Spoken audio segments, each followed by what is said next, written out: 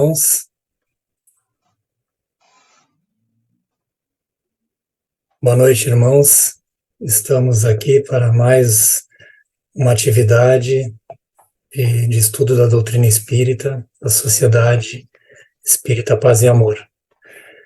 E antes de iniciarmos o nosso estudo, vamos elevar nosso pensamento ao alto, fazendo uma prece, pedindo a Deus, a Jesus, ao amigo espiritual, responsável pelo trabalho de estudo da noite de hoje, a proteção, a luz, para que nós possamos, nessa atividade, estudar a palavra do Mestre, a doutrina espírita, e que sejamos tocados no nosso íntimo para aproveitar nos nossos lares aqui todo esse ensinamento.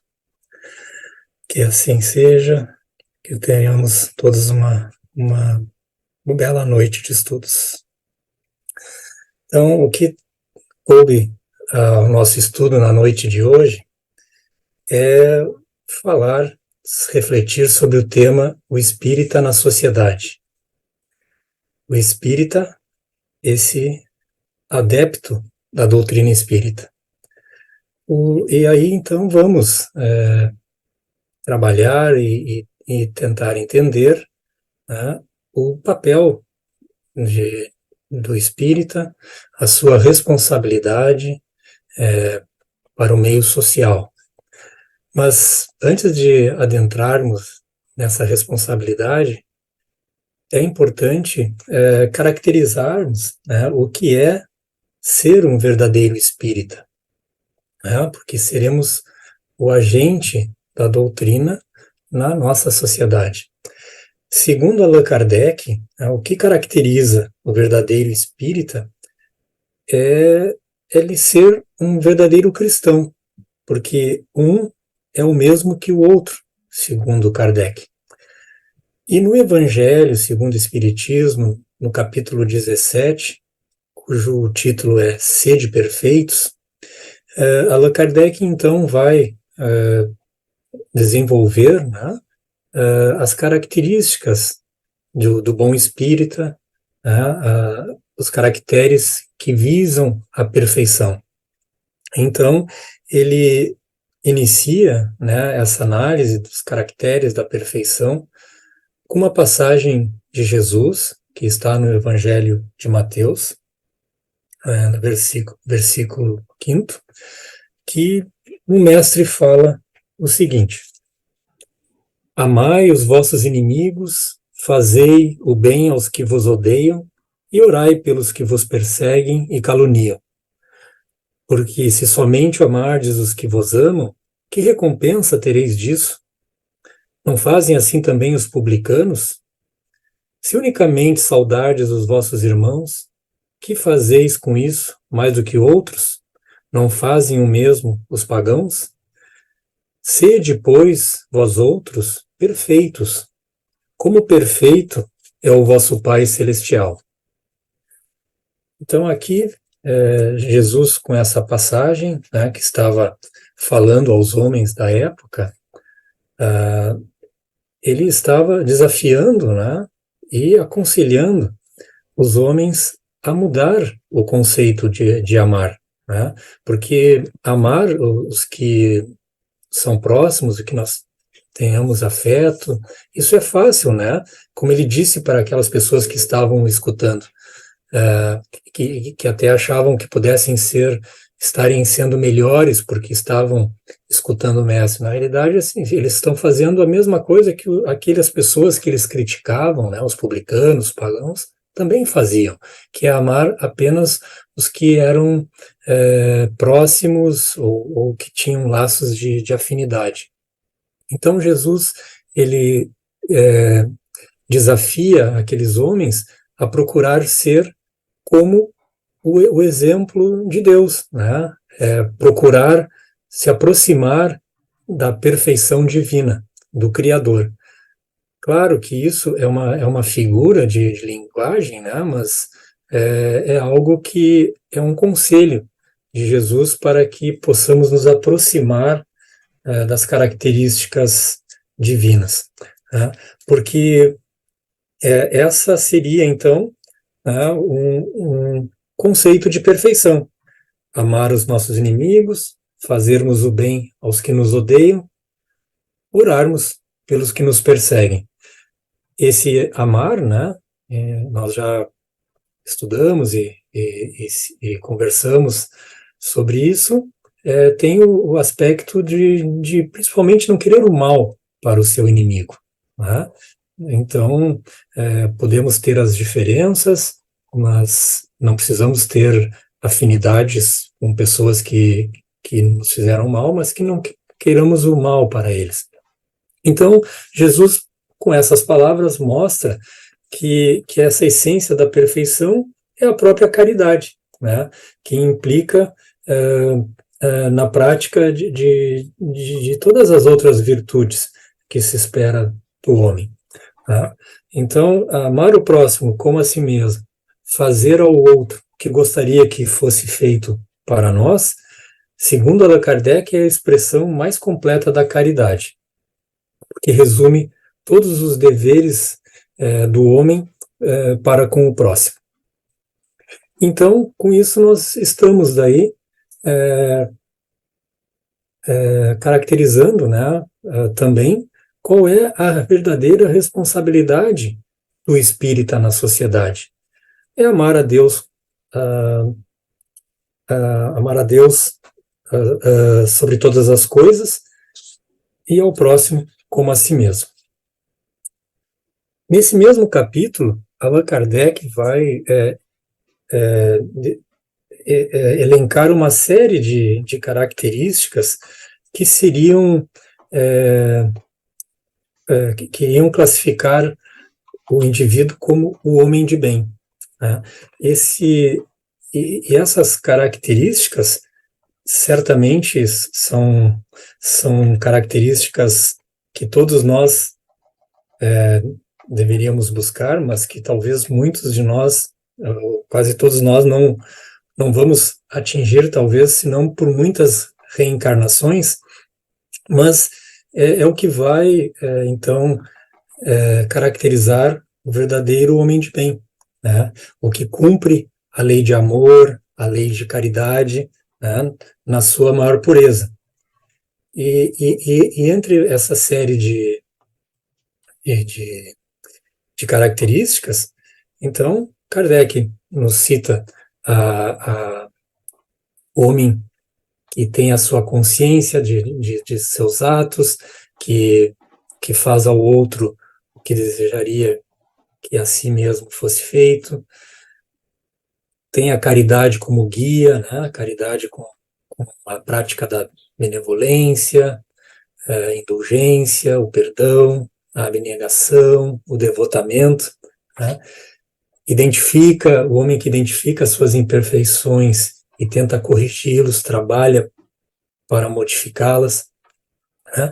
E esse indivíduo que vai ser o homem de bem, não necessariamente o homem atual, como nós aqui, que estamos aqui, né, nesse planeta de expiação, porque certamente somos muito imperfeitos, nós, lendo essas características, não precisamos ficar frustrados, né, porque, como eu falei, nós vamos demorar muito para atingir todos aqueles critérios da perfeição, para se tornar o verdadeiro homem de bem.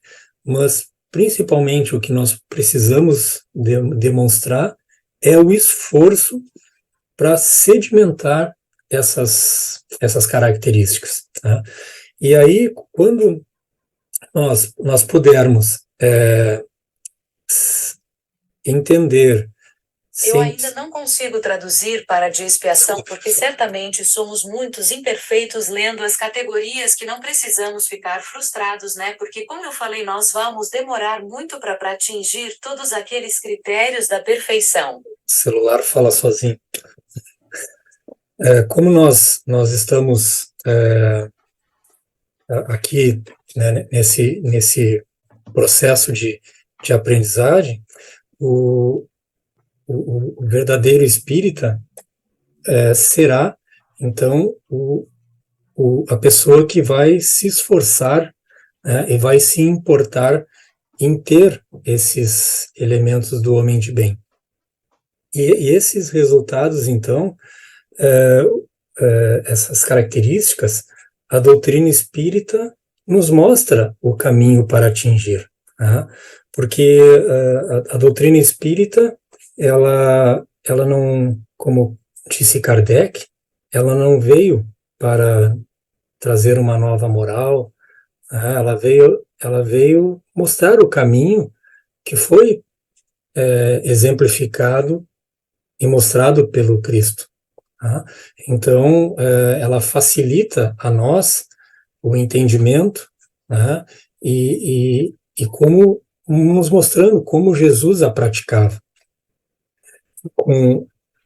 em cima de um raciocínio, em cima de uma lógica, né? Em cima de uma didática, de experimento, né? Uma ciência que Allan Kardec, com sua competência, organizou, né? E se tornou, então, a estrada que o homem segue em busca da perfeição. Então, não podemos dizer que falta clareza, ou a doutrina espírita é algo fantasiosa para nós entendermos, né, que nós não tenhamos condição. A inteligência intelectual, a escolaridade, ela não é atributo para sermos um bom espírita, assim como também a idade, né? Nosso tempo de vida na Terra, de experiência como encarnado, também não seria. O que faz a diferença, além do entendimento, da compreensão, né, baseado já sedimentado em nós por um estudo das obras básicas, por estudo da literatura espírita, pela frequência em palestras, em centro espírita, etc., são situações que nós vamos armazenando, como disse Kardec, como uma matéria da ciência.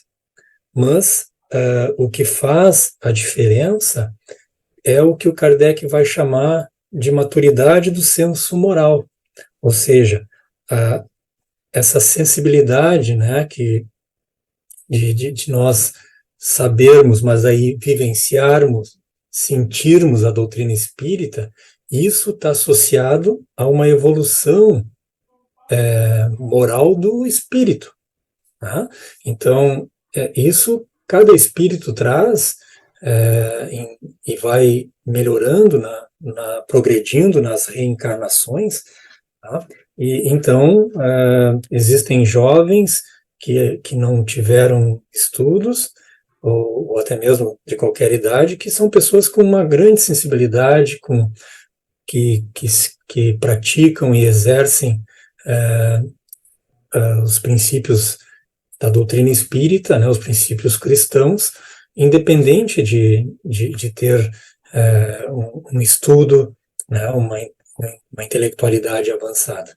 Né? Isso é inerente à evolução moral do espírito. E a matéria, né, a nossa ligação com a matéria é uma das coisas que mais nos atrapalha o progresso. Tá? Então, o verdadeiro espírita, ele precisa mostrar, né, e estar em constante luta para deixar a matéria e vivenciar o futuro, o infinito. Tá? O Livro dos Espíritos, no seu item 799, o Kardec, então, questiona os espíritos, né, de que maneira pode o espiritismo contribuir para o progresso. E os espíritos respondem, então, que é destruindo o materialismo. Tá? Então, esse laço da matéria, ele evita, né, a evolução moral. Né? Enquanto nós estamos ainda muito presos aos hábitos, às nossas tendências instintivas, aos nossos vícios, né? Nós não conseguimos tirar, né, esse véu que não nos deixa enxergar o futuro, né, o infinito, né, sabendo que aqui nós estamos numa passagem de correção, né, de melhora moral, mas que com o decorrer de reencarnações, né, nós vamos melhorando a caminho de atingir esses caracteres de perfeição.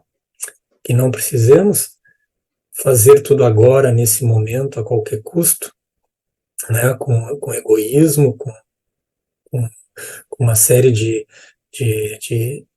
vícios, né, que acaba sendo uma chaga, né, que nos atrasa e afeta a sociedade como um todo. Né? Então, o verdadeiro espírita é aquele que já está se livrando da materialidade, né, de uma maneira continuada. E, principalmente, ele consegue fazer esse freio, né, nos prazeres terrenos. Ele tem esse interesse em mudar, né, porque nós podemos frequentar o centro espírita, estudar as obras, gostar da literatura, ficarmos na nossa prece, né, nos conectarmos ao máximo em termos de concentração com o plano superior. Mas se nós não vivenciarmos, né, não mudarmos as nossas atitudes aí fora do ambiente de que nós estamos estudando ou conversando sobre a doutrina espírita, isso nos torna espíritas imperfeitos, né? São situações que nós ou às vezes não conseguimos ou não queremos mudar, porque ainda valorizamos muito os prazeres da Terra. Então, o espírita verdadeiro e sincero, segundo Allan Kardec, é o que tem um grau superior de adiantamento moral, domina melhor a matéria e possui um entendimento mais claro do futuro, do infinito. Tá? E aí ele usa uma frase bem interessante, que é a necessidade de que esse sentimento de sentir, né, a doutrina espírita, ela toque o nosso coração. Assim como um músico, né, que tem algum músico que escuta notas musicais e identifica aquilo, um som que ele ouve, e outro escuta e aquilo o comove, né, ele se emociona, ele, além de escutar o som, provocou nele um sentimento. Então, o espírita verdadeiro, no momento que é o que todos nós estamos procurando, é essa transformação moral, o abandono do materialismo, e principalmente que nós sejamos esforçados em mudar isso, né? Porque abandonar as nossas inclinações, nossos vícios, difícil, não é fácil, né? Talvez não consigamos nessa encarnação resolver tudo que aqui viemos com proposição, mas que nós possamos ser esforçados, né, para domar essas inclinações más. Allan Kardec, né, em 1862, nos primeiros anos que estava divulgando a doutrina espírita, ele fez uma incursão para o interior da França e, falando a espíritas em Lyon, ele falou o seguinte: assim, pela força das coisas, o espiritismo levará, por inevitável consequência, ao aprimoramento moral. Esse aprimoramento conduzirá à prática da caridade, e da caridade nascerá o sentimento de fraternidade. Quando os homens estiverem imbuídos dessas ideias, conformarão a elas suas instituições, e será assim que realizarão naturalmente e sem agitações as reformas desejáveis. Esta será a base sobre a qual se assentará o edifício social do futuro. Então, Kardec já, naquela época, então, quando dava a importância social do espiritismo, né? E o espírita verdadeiro, que é o agente de colocar em prática a doutrina espírita, né? Ele tem esse papel, né? De com o aprimoramento moral, vem a caridade, com a caridade vem o sentimento fraternal, e aí a repercussão no meio social. Né? Então, o edifício, né, social se assentará, ele irá ficar em construção e cada vez crescendo mais. No capítulo 18, Allan Kardec, então, que são um capítulo muitos os chamados e poucos escolhidos, no Inter 16, Kardec, então, vai nos trazer análise de que pelas suas obras é que se reconhece o cristão, ou seja, como o cristão é o verdadeiro espírita, podemos dizer, então, que pelas suas obras é que se reconhece o verdadeiro espírita. Então, nós precisamos, né, irmãos, além de aprender, compreender, estudar, o mais difícil é sentir, colocar em prática, levar aonde estivermos, né, ambiente familiar, trabalho, na rua, com estranhos, né, porque devemos amar ao outro, né, independente de ser pessoas que nos amem, nós temos que levar esse sentimento, fazer vibrar a fraternidade, os princípios do Cristo. Isso vai nos elevar, né, a nosso aprimoramento moral, vamos ficar em júbilo, mas nós vamos, com o nosso exemplo, com a nossa vibração positiva de fraternidade, nós vamos colaborar para a sociedade. Deus, Jesus esperam isso de nós. Essa é nosso presente de podermos aproveitar a nossa presença aqui na Terra e fazer valer a pena a nossa existência, né? Lutando contra as nossas dificuldades, confiando, tendo fé, que vai valer muito a pena. E nossas palavras, nossos pensamentos, nossas ações, elas necessitam, né, estar envolvidas, elas precisam estar espiritualizadas. Né? Então,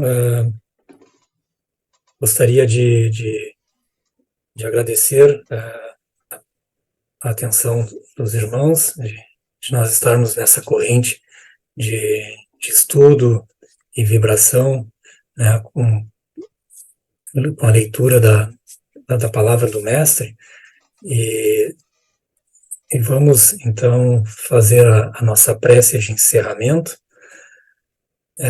pedindo a Deus e a Jesus, aos amigos espirituais que nos acompanharam nesse trabalho, o Espírito responsável pelo trabalho dessa noite, da Sociedade Espírita Paz e Amor, né, a bênção para todos em nossos lares, que tenhamos vibrações positivas, que esses ensinamentos, né, possam estar presentes na nossa prática diária, nessa luta que temos,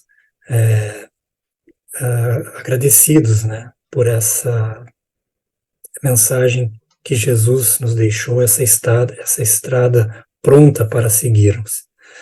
Então, boa noite, irmãos, paz e amor, que assim seja.